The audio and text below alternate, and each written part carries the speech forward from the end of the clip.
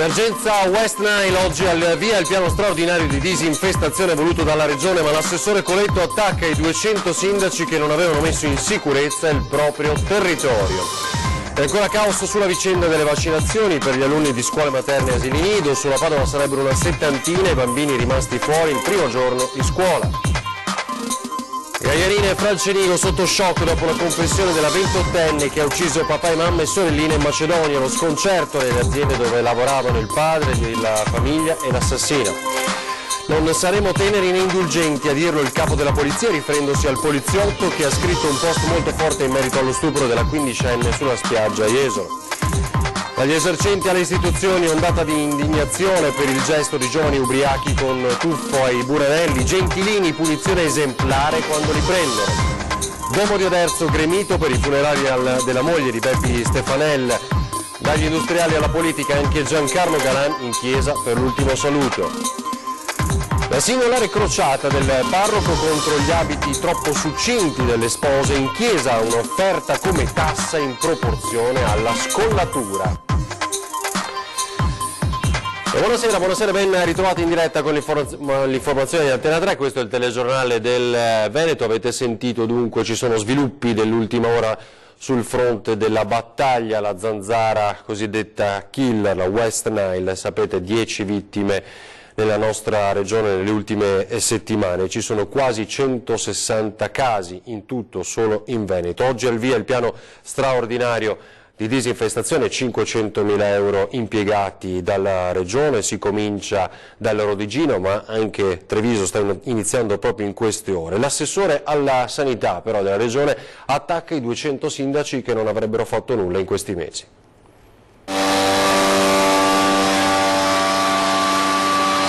Mentre parte come promesso il piano straordinario di disinfestazione nella regione da 500.000 euro, i veleni liberati nell'aria intossicano il dibattito politico. Dopo giorni di attacchi subiti è l'assessore Coletto a pungere i sindaci. Da nostre verifiche circa 200 comuni su 500 e passa non si sono attivati.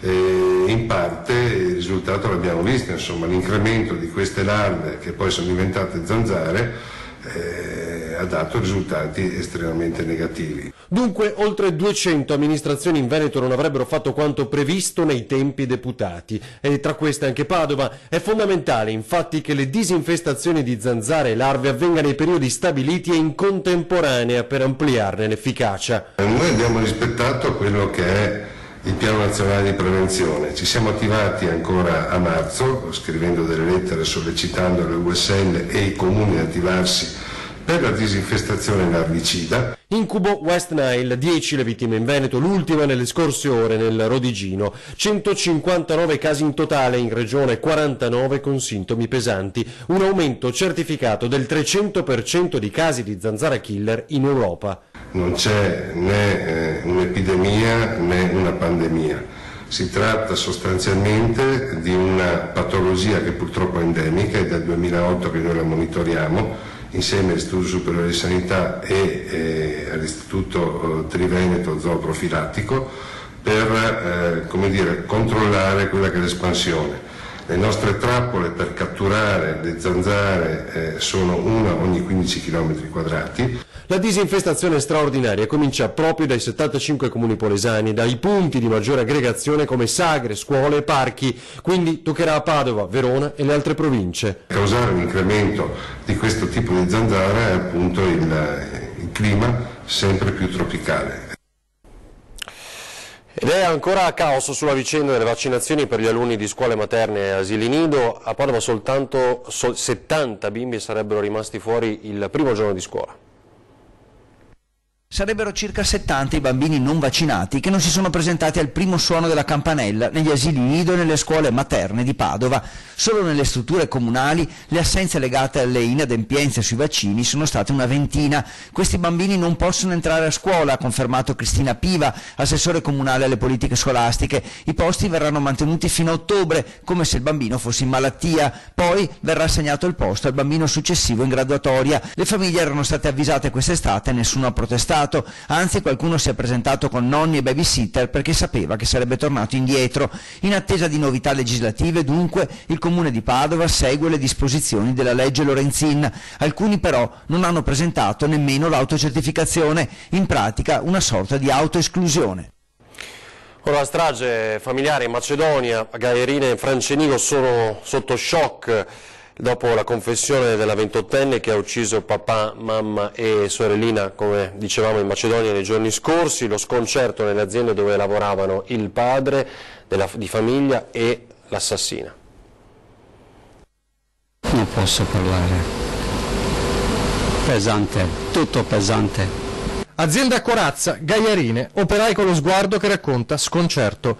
Qui in pochi giorni hanno dovuto assorbire 2 colpi drammatici in sequenza. Prima la morte del loro amico e collega Amit Pocesta, massacrato a colpi di pistola con moglie e figlia 14enne. Poi nelle ultime ore l'ammazzata, perché a uccidere mamma e papà e la piccola Alina è stata Blerta, 28 anni, la figlia maggiore. Gelida come un automa, un robot. La pistola che spara senza pietà contro le persone che in teoria dovresti amare di più. Poco distante, una manciata di chilometri a Francenigo, un'altra ditta sotto shock, la Fornox. Qui Blerta Pocesta lavorava come impiegata. Lei, la killer che si trova in carcere dopo aver confessato il massacro. In azienda non parlano, troppo scossi, allora torniamo là, dove il 55enne Amit lavorava, amato e stimato da tutti, titolare compresa. Nei giorni successivi alla tragedia, i colleghi avevano pensato addirittura a una colletta per le figlie superstiti. Non sapevano che una di loro aveva premuto il grilletto senza alcun tipo di scrupolo. Oggi siamo tutti quanti qua in azienda, sono arrivati tutti i suoi colleghi e lo sconcerto e il dolore è presente su ognuno di loro. Blerta ha confessato, ha fatto trovare agli inquirenti locali anche la pistola usata per la fredda esecuzione. I suoi complici solo meri fiancheggiatori, appoggio logistico, la pistola da usare, ma il killer sarebbe stato proprio lei. Non ci sono più dubbi, la 28enne incastata da foto, tabulati, telefonici, una raffica di indizi, compreso il DNA.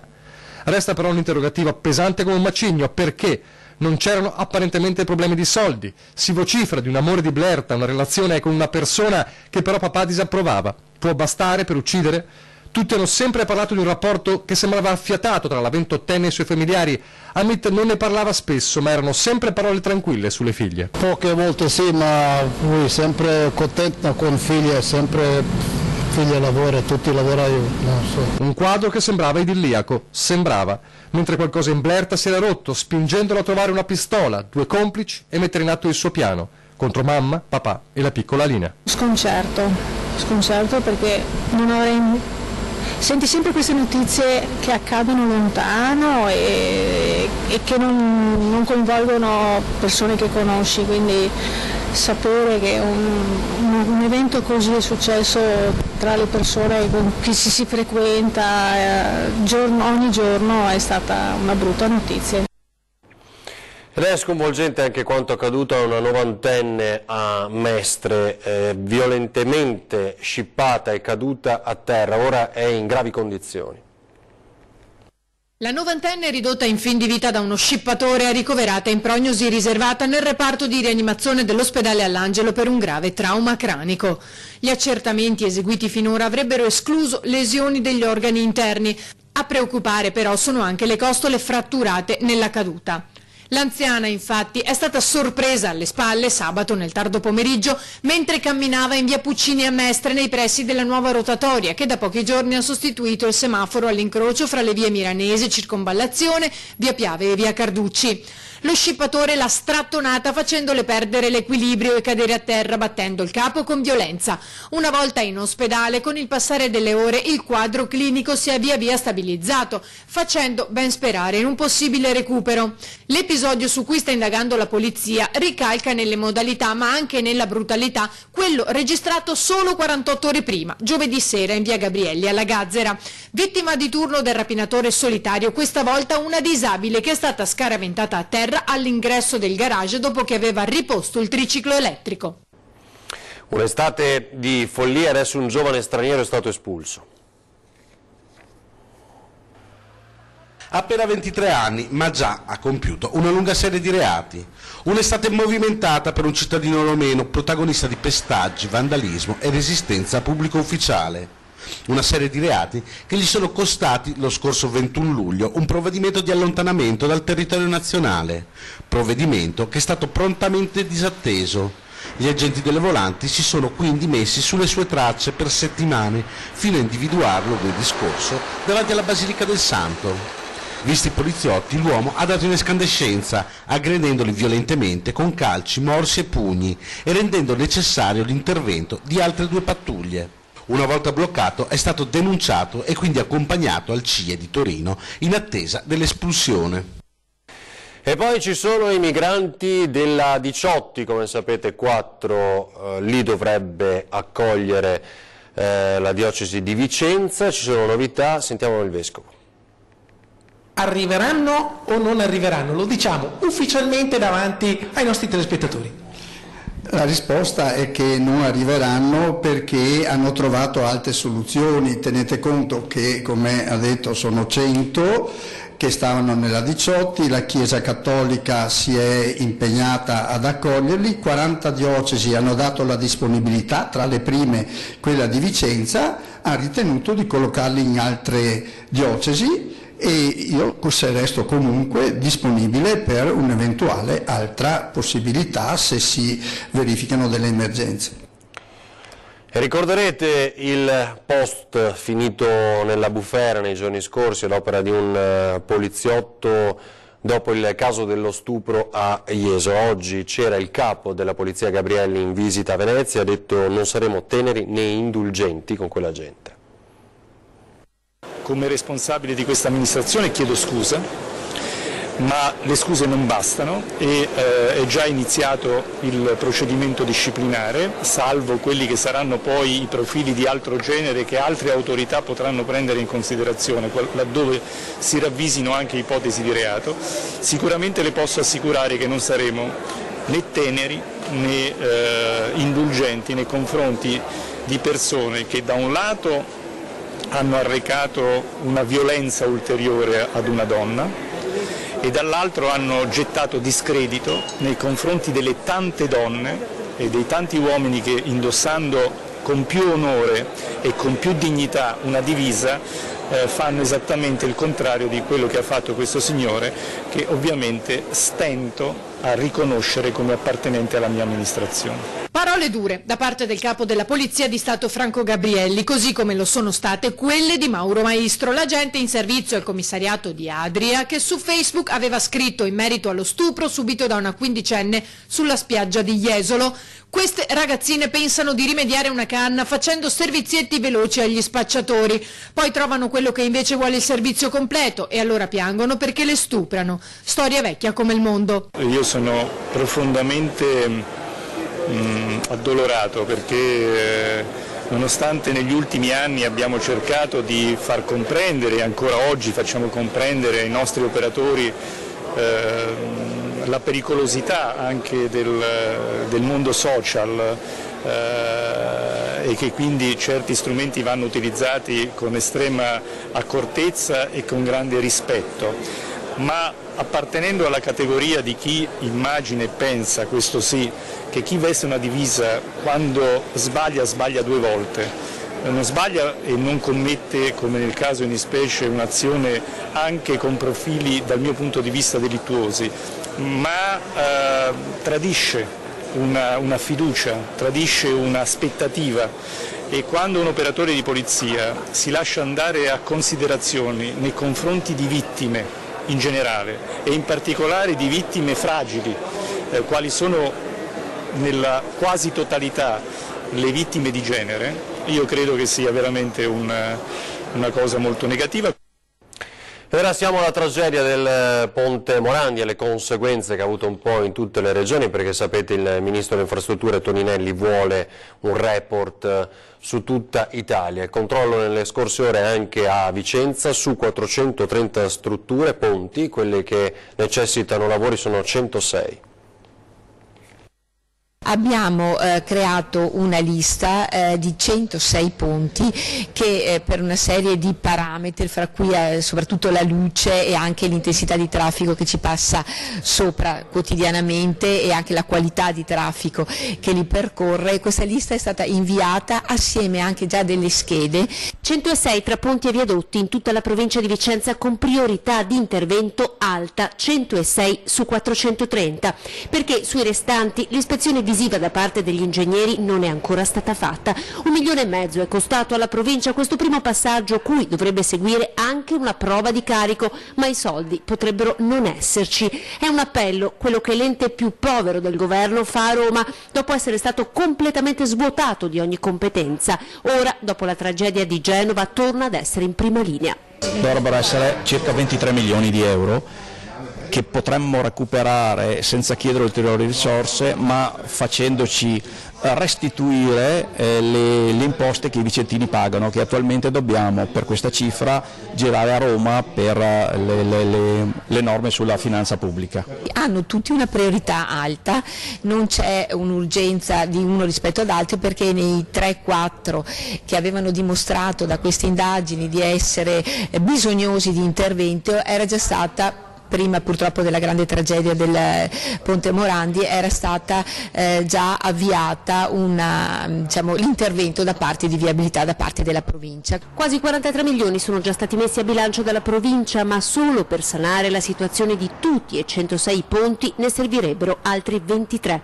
A Vicenza, su Ponte Alto, sono stati investiti 450.000 euro, più 2 milioni per il ponte di Roana, tra pavimentazione, consolidamento e illuminazione.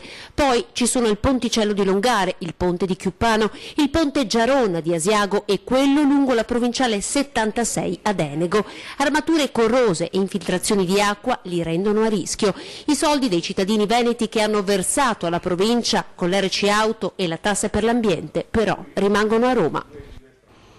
E ricorderete, a proposito, l'ingegnere padovano Siviero, che ha detto indaghiamo anche perché potrebbe essere un attentato quello che abbiamo visto a Genova, e insiste, l'ho detto anche ieri sera a 20:10, poi dice non ci deve essere alcuna fobia per i nostri ponti che comunque sono monitorati. Modalità di crollo sembrano compatibili con un cedimento della parte inferiore. Allora a questo punto uno dice ma come mai cede di sotto? Quello è il ponte più monitorato che abbiamo in Italia, il più famoso del mondo, non c'è ponte più controllato di quello, quindi uno si domanda come mai. E poi aggiungo una cosa sulla quale riflettevo in questi giorni. È crollato e c'erano una trentina di macchine.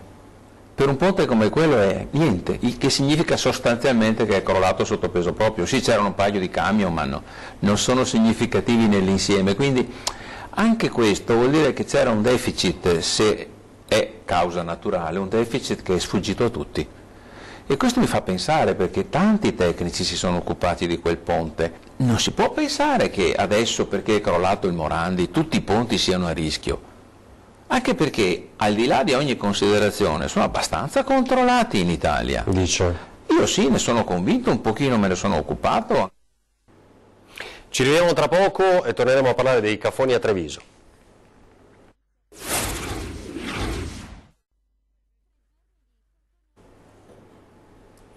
Torniamo in diretta con il telegiornale del Veneto e dicevamo a Treviso l'ondata di indignazione per quel tuffo ai Buranelli, ragazzo nudo. La polizia municipale è sulla traccia di questi giovani, soprattutto del ragazzo che dopo essersi denudato si è buttato nel canale. Vediamo la reazione in città e quella di Gentilini. Li stanno cercando in ogni registrazione video dei vari circuiti presenti in zona. La Polizia Municipale non tralascia nessuna telecamera di videosorveglianza pur di identificare i 3 giovani protagonisti del tuffo nella notte tra domenica e lunedì in sfregio alla città, i Buranelli. Prima gli schiamazzi tra i fumi dell'alcol nel sottoportico alle 3 del mattino, poi i vestiti che volano e il tuffo nel canale, infine una decina di minuti in tenuta adamitica di uno dei 3, tra le risa e gli spintoni dei compagni. La denuncia in questo video da un residente, video spedito al sindaco che ora vuole dalle forze dell'ordine i 3 nomi al più presto sul suo tavolo per una punizione a dir poco esemplare, che chiede già a gran voce anche lo sceriffo della città. Questo è il frutto della mancata educazione delle generazioni nuove che hanno perso tutti i punti di riferimento: chiesa, patria e famiglia. E allora lei, se dovesse educare questi 3 ragazzi, cosa gli farebbe fare una volta presi e identificati? O gli farei scavare una una buca la mattina e alla sera riempirla, come faceva qualcuno del passato, ma questo per 10 giorni, e pane e acqua. Non solo una sanzione pecuniaria quindi, ma qualcosa che non possono facilmente dimenticare.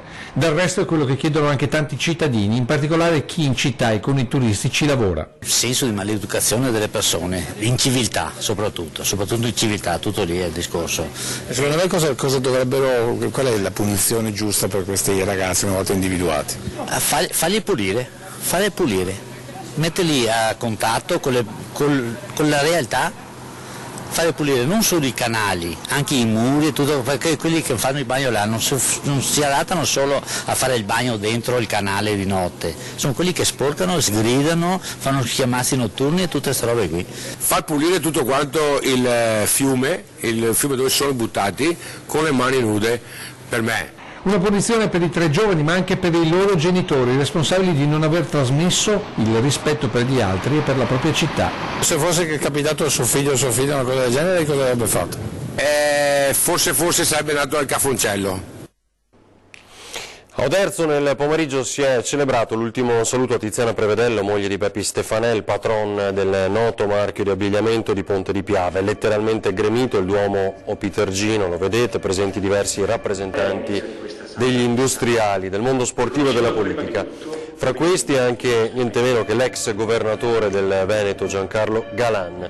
Tiziana Prevedello è stata ricordata nell'omelia di Don Lorenzo Barbieri come una donna forte e amorevole, attiva nell'industria e anche al di fuori dell'attività di famiglia, nella cultura e nel volontariato, a vantaggio dei più deboli.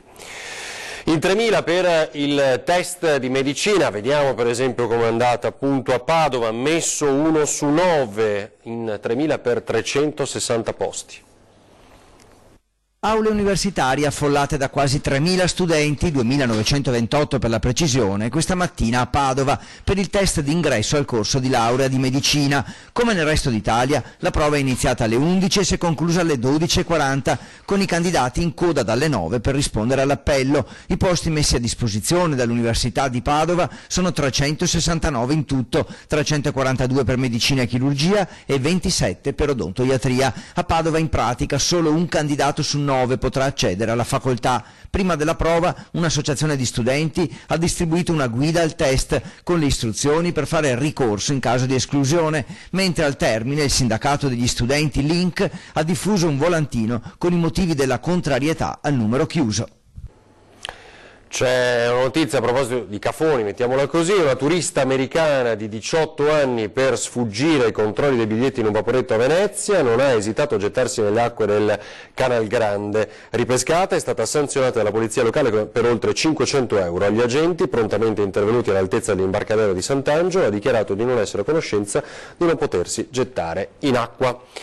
E ora sta facendo discutere l'iniziativa di un parroco del veneziano di istituire la tassa sulla sposa contro chi si presenta in chiesa in abiti eccessivamente succinti e sguaiati. Allora andiamo a conoscere chi è questo sacerdote. Eccolo, Don Cristiano Bobbo è il prete della comunità di Oriago e Cassabbioni. Ha deciso di istituire una tassa, la tassa sulla sposa, ma solo per le spose scollacciate che si presentano con abiti scollati e volgari, certamente inadatti alla circostanza. Parole scritte da lui stesso e pubblicate nero su bianco sul settimanale della parrocchia. Ma era soltanto una riflessione che è nata in maniera estemporanea, considerando lo stile semplicemente che tante volte noi come sacerdoti, come comunità cristiane, recepiamo nella modalità con cui gli sposi celebrano il loro matrimonio. La crociata di Don Cristiano contro le spose in abiti succinti nasce come una provocazione scherzosa, dice, ma dietro alla quale si invitano tuttavia le spose ad uno stile di dignità e riserbo. A volte si vorrebbe che tutto quello che ha a che fare con il matrimonio parlasse di questo evento così bello, delicato, un po' poetico se vogliamo, come l'amore richiede sempre questa poesia, e tante volte l'abito stride con queste intenzioni. Ecco, era soltanto una riflessione a questo livello. Un avvertimento di più, un monito alle spose che alla semplicità e buon gusto antepongono uno stile esagerato che spesso sfocia nella sguaiataggine. Il buon senso, la capacità di cogliere anche la bellezza, la delicatezza di quel momento spetta alla sposa. Chi più dell'animo femminile può intuire la profondità e la bellezza di questo linguaggio che si esprime anche attraverso l'abito. Ecco dunque che la tassa sulla sposa suona più come offerta proporzionata alla decenza. La tassa sulla sposa non esiste. La Chiesa si mostra sempre benevola, accogliente con tutti i suoi figli, quindi non pone tasse per nessun servizio, anzi è lei stessa a servizio dei suoi figli. Anche perché viene da pensare che se esiste o se dovesse esistere questa tassa sulla sposa, una è autorizzata a venire in abiti succinti pagando un po' di più, è così? Speriamo di non arrivare mai a questo punto. E adesso a Venezia per la mostra del cinema il giorno di Natalie Portman. Oggi al Lido è stato il giorno di Natalie Portman, interprete del film Vox Lux, diretto dal talento emergente Brady Corbett, 30 anni, alle spalle una carriera d'attore. Ha scelto la Portman come attrice protagonista insieme a Jude Law, grande assente invece sul red carpet. La pellicola racconta della storia di Celeste, studentessa sopravvissuta alla strage alla scuola Columbine, che diventa pop star. È attraverso i suoi occhi, cioè quelli appunto di Celeste, che si ripercorre anche in contemporanea la storia recente degli Stati Uniti e che nel film inizia nel 1999. In mezzo ci sono gli eventi clou del ventennio, il terrorismo e gli attacchi a folle inermi. Il ruolo di Celeste da giovane è affidato all'attrice Rafael Cassidy. Film tra violenza e cultura pop testimonia l'ansia che viviamo in questo periodo segnato dal male, così il regista. Al Lido oggi altri 2 titoli nella giornata, Accusada di Gonzalo Tobal con Lali Esposito e L'affresco sulla Germania degli ultimi 60 anni, Burg und Autor di Florian Henkel von Donnersmarck, autore delle Vite degli altri. E poi al termine dei nostri telegiornali c'è 20:10 sui temi di attualità, governo, promesse irrealizzabili, ce lo chiediamo, in studio con i consiglieri regionali Alberto Villanova della Lega Nord e Andrea Zanoni del Partito Democratico. Ci vediamo 20:10. È tutto per questa edizione, grazie per averci seguito, adesso le previsioni meteo. Buona serata.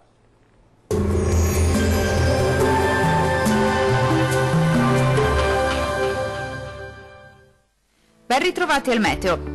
Bel tempo sulle nostre regioni, salvo per i consueti disturbi sui monti. Vediamo il dettaglio. Sul Veneto sarà in prevalenza asciutto e stabile, ampio soleggiamento dunque su tutti i settori, salvo per occasionali temporali durante le ore pomeridiane sui settori alpini. Cielo sereno o al massimo poco nuvoloso invece altrove. Temperature minime tra 14 e 19 gradi, valori massimi compresi invece tra 25 e 29 gradi circa. Spostiamoci ora a vedere che tempo farà sul Friuli Venezia Giulia. Poche novità, anche sulla nostra regione il tempo sarà in prevalenza buono, con tanto sole specie nella prima parte della giornata. Col passare delle ore non si esclude qualche rovescio sui settori montuosi. Temperature minime tra 16 e 17 gradi, valori massimi compresi invece tra 26 e 29 gradi circa. Infine la situazione meteorologica del Trentino Alto Adige. Non cambia di molto la previsione, con tempo asciutto e stabile su tutti i settori. Al mattino il cielo si presenterà sereno o al massimo poco nuvoloso ovunque. Dal pomeriggio qualche temporale sarà possibile sulle Alpi di confine. Temperature minime tra 15 e 16 gradi, massime comprese invece tra 28 e 30 gradi circa. Dal meteo per ora è tutto. Arrivederci al prossimo aggiornamento.